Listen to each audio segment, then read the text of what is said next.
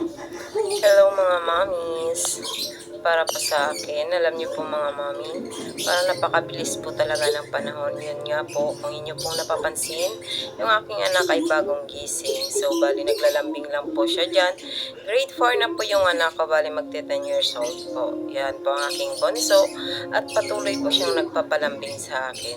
So, napakadali po ng panahon para sa akin kasi parang kailan lang, parang ang liit-liit lang ng aking bunso ngayon, grade 4 na po siya. Kaya habang kaya ko pa po siyang kargahin, habang kaya ko po siyang lambingin at lambingin, at lambingin at lambingin. Patuloy ko pong gagawin yan kasi bukas, mamalayan ko na lang malaki na yung aking mga anak kasi sa buhay ko rin po sa araw-araw ay napaka-busy ko po. Hindi ko po lubos makakala na yung aking dalawang anak na malaki ay unti-unti pong lumalayo ang loob sa akin kasi unang-una po siguro napaka-stricto ko talaga bilang isang nanay. Pero alam ko po sa sarili ko na hindi po mali ang nasobrahan ng pagmamahal sa anak.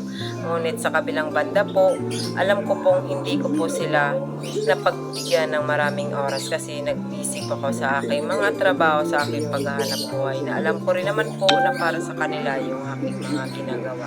Kaya sana po sa mga magulang habang may panahon pa na po na pwedeng maglambing sa inyong mga anak ay atin pong gagawin para kahit paano po tulad ko hindi po ako magsisisi na kahit paano po ay aminadong napabayaan ko po ang aking mga anak. Ngunit bumabawi naman po ako kaya lang napakahirap po kasi hanggang ngayon po ay napakahirap pa rin po ng aking oras.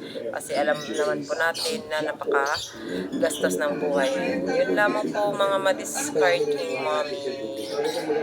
Love you Ellen. Good day. Bye bye mga madiscarding mommy. Love you all.